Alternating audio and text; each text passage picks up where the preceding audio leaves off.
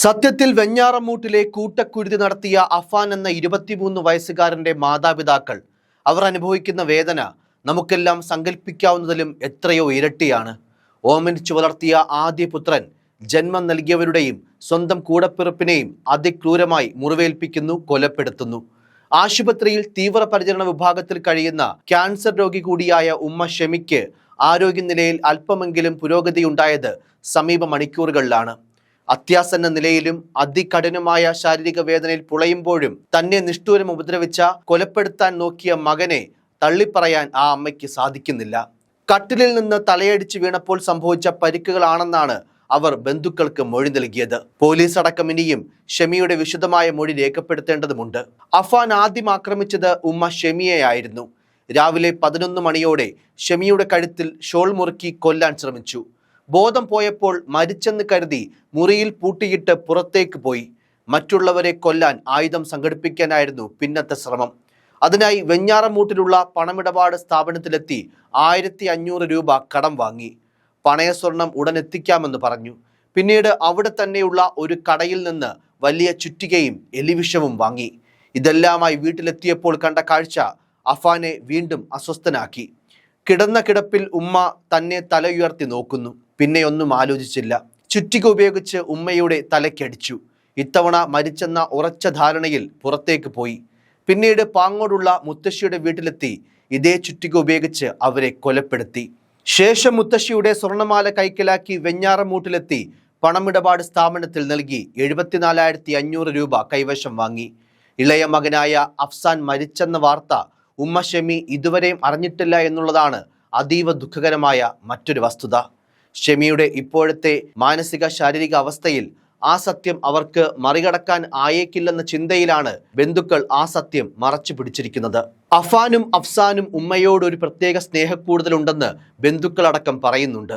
അതേ മക്കളിൽ ഒരുവൻ സ്വന്തം കുഞ്ഞനുജനെ, സ്വന്തം കൂടപ്പിറപ്പിനെ മൃഗീയമായി കൊലപ്പെടുത്തിയെന്ന വിവരം ആ അമ്മയ്ക്ക് എങ്ങനെ താങ്ങാനാകുമെന്ന് ചിന്തിക്കാൻ പോലും സാധിക്കുന്നില്ല.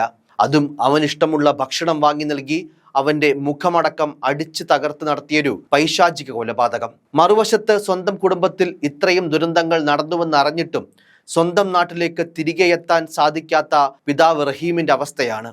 ഏറ്റവും പ്രിയപ്പെട്ട ഇളയ മകന് അന്ത്യചുംബനം പോലും നൽകാനാകാതെ അന്യനാട്ടിൽ നീറിക്കഴിയുകയാണ് ആ പാവം പിതാവ്. സ്വന്തം അമ്മ, ഇളയ മകൻ, ജ്യേഷ്ഠൻ, ജ്യേഷ്ഠന്റെ ഭാര്യ എന്നിവരെയെല്ലാം മൂത്ത മകൻ ക്രൂരമായി കൊലപ്പെടുത്തി. മറുവശത്ത് സ്വന്തം ഭാര്യ ആശുപത്രിയിൽ ജീവനു വേണ്ടി പോരാടുകയാണ്. എന്നിട്ടും തൻ്റെ പ്രിയപ്പെട്ട കുടുംബത്തെ അവസാനമായി ഒരു നോക്ക് കാണാൻ പോലും റഹീമിന് കഴിഞ്ഞില്ല. ആശ്രയിക്കാൻ അടുത്ത സുഹൃത്തുക്കളോ ബന്ധുക്കളോ ഇല്ലാത്തതിനാൽ എല്ലാ ദുഃഖവും ഒറ്റയ്ക്ക് അനുഭവിക്കുകയാണ്, കരഞ്ഞു തീർക്കുകയാണ്.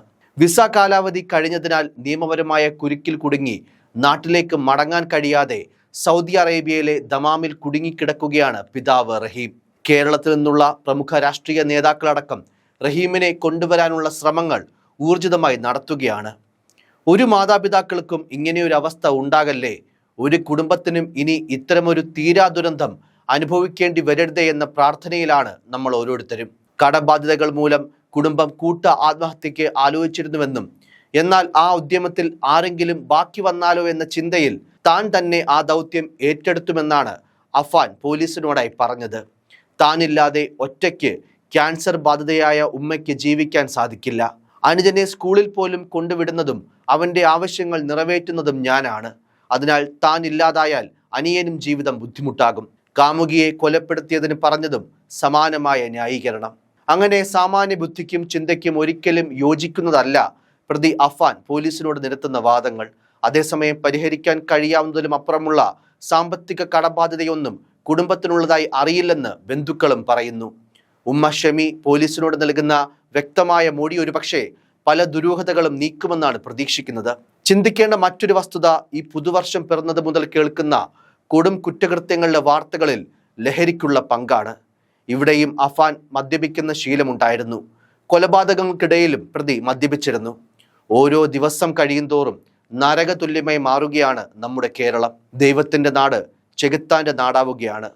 പുതുവർഷം പുലർന്നത് മുതൽ കേൾക്കുകയാണ് കൂട്ടക്കരച്ചിലുകൾ. സ്വന്തം മാതാപിതാക്കളുടെ കൊരവള്ളി ഇറക്കുന്ന മൃഗതുല്യരായ മക്കൾ. പിഞ്ചു കുഞ്ഞിനെ കിണറ്റിലേക്കെറിഞ്ഞു കൊല്ലുന്ന രക്തബന്ധുക്കൾ, കൂട്ടുകാരന്റെ മുഖം കക്കൂസിൽ മുക്കിക്കൊല്ലുന്ന ഇരികാലികൾ, സഹപാഠിയുടെ ദേഹത്ത് കോമ്പസ് കുത്തിക്കറക്കുന്ന സഹപാഠികൾ, അങ്ങനെ കേട്ടാലറയ്ക്കുന്ന ചോര ചീന്തലുകളുടെ പട്ടിക നീളുകയാണ്. ഇനിയെങ്കിലും ലഹരി നിയന്ത്രിച്ചില്ലെങ്കിൽ, കുറ്റകൃത്യങ്ങൾക്ക് മേലുള്ള ശിക്ഷകൾ കടുപ്പിച്ചില്ലെങ്കിൽ, ലഹരിയിൽ മുങ്ങിയും അല്ലാതെയും വിഭ്രാന്തി പിടിച്ചവരുടെ ഒരു നാടായി കേരളം മാറാൻ ഇനിയും അധികനാൾ കാത്തിരിക്കേണ്ടി വരില്ല. News desk, focus news TV.